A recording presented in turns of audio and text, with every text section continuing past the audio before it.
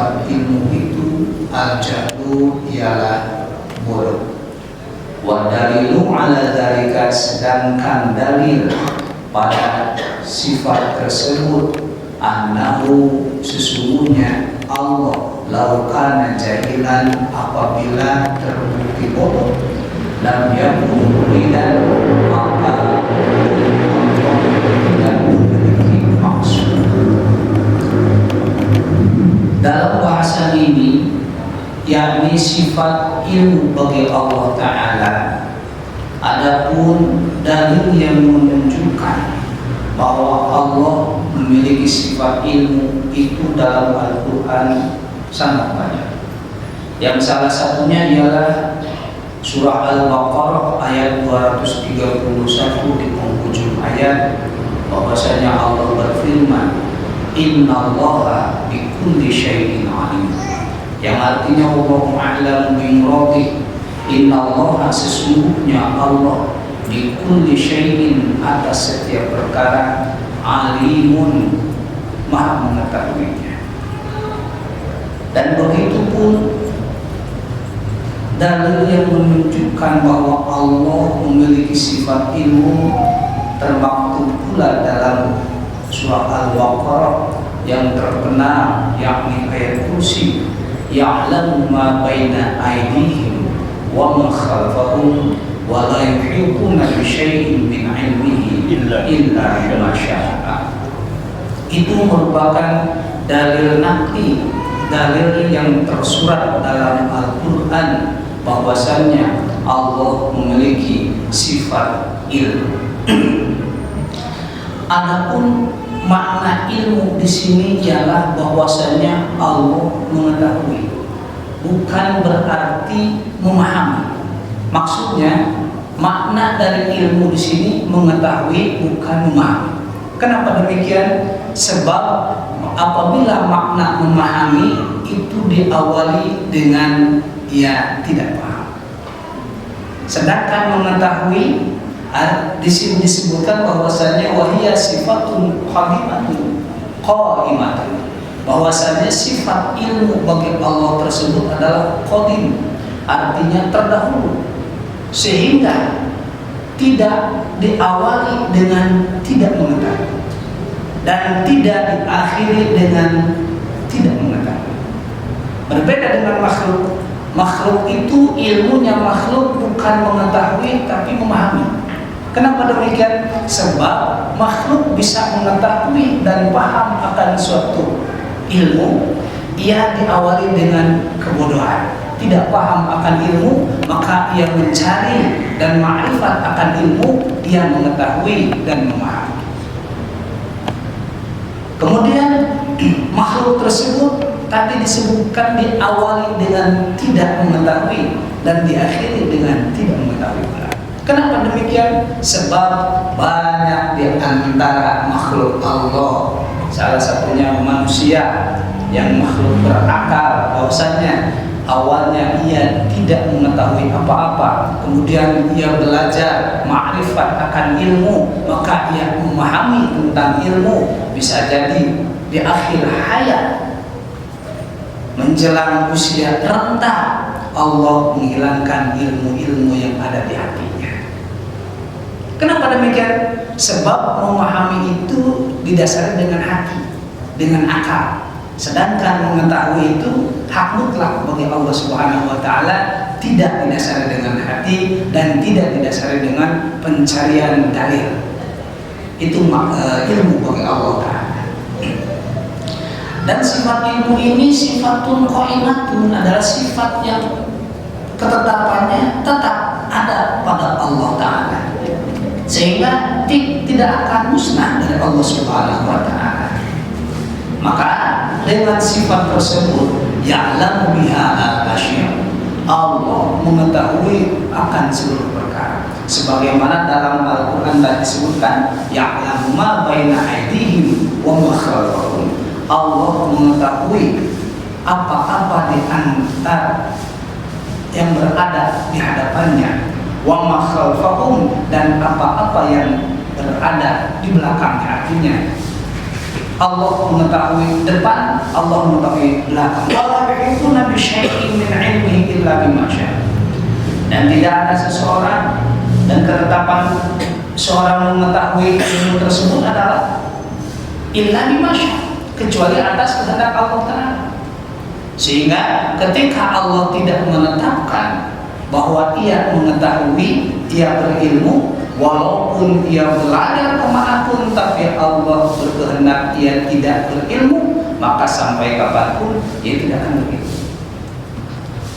Namun kewajiban manusia adalah satu, mengimani akan sifat ilmu bagi Allah Ta'ala. Kedua, mencari dalil tentang ilmu tersebut.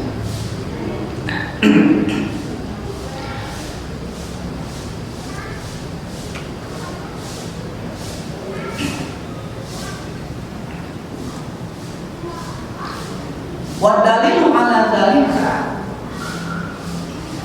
sebelum ke sana, wadiduha, sedangkan perlawanan daripada al-ilmu tersebut adalah al-jahlu, bahwa Allah itu bodoh, na'udzubillah. Wadalilu ala dalika annahu law kana jahilan lam yakun muridan, dan dalil yang menunjukkan Allah itu berilmu, annahu law kana jahilan, apabila Allah itu bersifat bodoh, lam yakun muridan, maka Allah tidak akan berkehendak. Dan apabila Allah tidak berkehendak, lam yujad syai'un minal alami, maka tidak akan didapati suatu perkara apapun minal alami, dari alam. Artinya tidak akan ada alam. Kenapa? Sebab alam tersebut diciptakan itu atas kehendak Allah, dan kehendak Allah tersebut dibangun dengan ilmu Allah. Oleh karena itu, saking Allah bersifat al-ilmu, maka suatu perkara yang kecil berwarna hitam, seperti halnya semut kecil berwarna hitam yang berjalan di batu hitam pada malam hari gelap gulita, Allah Maha mengetahuinya. Jangankan semut yang kecil masih bisa dilihat oleh manusia, suatu jasad yang renik pun yang ada dalam tubuh manusia, seperti halnya kuman-kuman atau bakteri yang ada dalam tubuh manusia, tidak terlihat oleh mata manusia. Wujudnya saja tidak terlihat, cuma terasa ia menggigit. Kemudian gigitannya begitu sakit sehingga kita merasa gatal. Bagaimana besar giginya, bagaimana tajam giginya. Kemudian ia bukan mungkin lagi menggigit tubuh manusia, berarti ia mencari makanan di tubuh manusia dan makan sebagian daripada apa yang ada pada tubuh manusia. Ketika ditelan oleh makhluk tersebut, maka bagaimana porsi daripada makanannya, kemudian bagaimana usus-ususnya, bagaimana jantungnya, bagaimana organ yang ada dalam tubuh makhluk atau jasad ini tersebut, dan bagaimana ketika ia berkembang biaknya, bertelur seperti apa, tidak ada yang mengetahui kecuali Allah Maha mengetahui dengan tafsiri atau secara terperinci sedetail mungkin. Maka itulah sifat wajib bagi Allah adalah al-ilmu, dan sedangkan perlawanannya adalah al-jahlu yang bodoh. Maka dalil akli menunjukkan bahwasanya apabila Allah bersifat bodoh, maka Allah tidak memiliki maksud apapun dan tidak berkehendak. Dan apabila Allah tidak berkehendak, lam yujad syai'un minal alam, maka tidak akan ditemukan satu apapun dari alam tersebut. Hadirin yang dirahmati Allah Subhanahu wa Ta'ala, menjadi catatan bagi kita sebagai makhluk yang berakal, yang ditakdirkan oleh Allah sebagai makhluk yang berakal, bahwasanya manusia dalam menghadapi sifat ilmu bagi Allah tersebut terbagi ke dalam 5 bagian dan 5 ibadah. Yang pertama, sama sekali ia tidak mengimani dan tidak percaya akan adanya Allah. Maka ketika ia tidak mengimani akan adanya Allah, apalagi ia bisa percaya akan sifat ilmu bagi Allah, ia tergolong ke dalam orang yang kufur, menutup hatinya untuk mengimani kepada Allah Subhanahu wa Ta'ala. Yang kedua adalah percaya akan adanya Allah dan percaya pula akan sifat ilmunya Allah, namun dibarengi dengan adanya sesembahan selain daripada Allah Ta'ala. Itu tergolong orang-orang yang musyrik, sebagaimana orang-orang musyrik kafir jahiliyah yang beribadah menyembah kepada berhala, maka keyakinannya adalah berhala tersebut merupakan suatu pelantara agar tercapai doa-doanya kepada Tuhan yang menciptakannya. Ia pada hakikatnya percaya akan adanya Allah, namun dibarengi dengan percaya akan sesembahan selain kepada Allah Ta'ala. Kemudian yang ketiga, percaya akan adanya Allah, bahwa Allah memiliki sifat wujud, memiliki sifat alam atau ilmu, memiliki sifat hayat. Namun wujud tersebut disandingkan pada yang lainnya. Wujud Allah berada pada Tuhan Bapa, yakni berada pada zatnya Allah. Begitupun ilmunya Allah itu bersanding dan berada pada Tuhan Anak. Kemudian hayatnya Allah itu bersanding pada Tuhan Ibu. Maka menjadilah yang namanya Trinitas. Semacam kepercayaan daripada saudara-saudara kita. Ia yakin adanya Allah, maka ada disebut Allah Tuhan Bapa. Nah ini Allah itu wujud yakin, namun ilmunya Allah itu disandingkan kepada siapa? Kepada Tuhan Anak. Pengetahuannya anak pada Tuhan Anak. Alhamdulillah. Dan hayatnya kenapa? Hayatnya Allah disandingkan pada apa? Pada Tuhan Ibu. Sehingga kenapa? Karena ibu yang melahirkan dan menghidupkan anak-anak. Itu yang ketiga. Yang keempat, iman kepada Allah, percaya pada Allah dan ilmunya Allah. Ia yang meyakini. Namun dan begitu pun disertai dengan tahu akan adanya Allah, dan Allah mungkin memiliki sifat apa? Sifat ilmu. Namun tidak merasa bahwa dirinya dipantau oleh Allah Subhanahu wa Ta'ala. Ya, sehingga ia lupa bahwasanya dirinya selalu dilihat oleh Allah Ta'ala.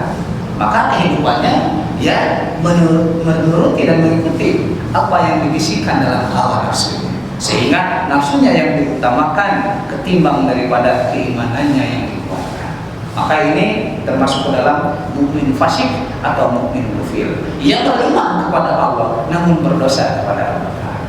Sehingga pantas dalam Al-Quran, wala tadarna li jahannam katsiran minal jinni wal insi lahum qulubun la yafqahuna biha wa lahum a'yunun la yubsiruna biha wa lahum absarun la yasma'una biha wa lahum absarun la yubsiruna biha a'yunun la yubsiruna biha ulaika kal'an'am bal hum adallu ulaika humul ghafilun. Maka Allah mengancam penghuninya neraka jahanamnya Allah itu dari golongan jin dan manusia. Siapa mereka? Lahum qulubun la yafqahuna biha, yang memiliki akal untuk mengetahui tentang sifat-sifat Allah, namun tidak dipakai tafakur akan kebesaran Allah. Lupa. Yang memiliki walahum adhan la yasma'una biha, yang memiliki kedua telinga namun tidak dipakai mendengar akan ayat-ayat Allah Ta'ala, baik ayat Qur'aniyah maupun kaumnya. Kenapa? Karena ia dilupakan dengan hawa nafsunya.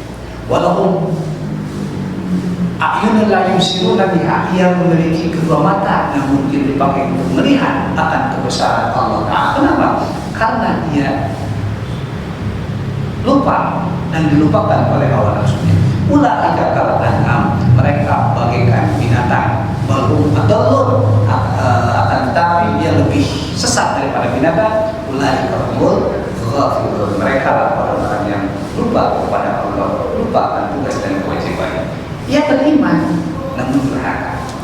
Sedangkan yang kelima dalam menyikapi sifat ilmu pada Allah Ta'ala ialah ia beriman kepada Allah dan mengetahui tentang sifat ilmunya Allah Ta'ala serta makrifat akan dalil-dalil daripada sifat wajib bagi Allah Ta'ala dan disertai dengan kekuatan keimanannya bahwasanya dia senantiasa lihat gerak-geriknya, tingkah lakunya senantiasa dilihat oleh Allah Ta'ala, maka ia termasuk ke dalam golongan orang-orang yang beriman, di mana keimanannya mendatangkan buah kesolehan dalam hidupnya dan dalam kesolehannya mendatangkan ridho daripada Allah Ta'ala.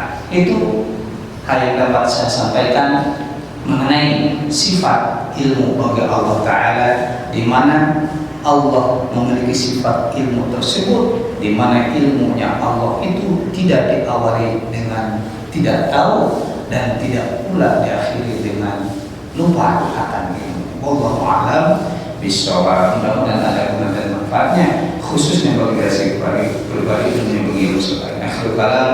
Wallahu muwaffiq ila aqwamit thoriq. Wassalamualaikum warahmatullahi wabarakatuh. Waalaikumsalam warahmatullahi wabarakatuh.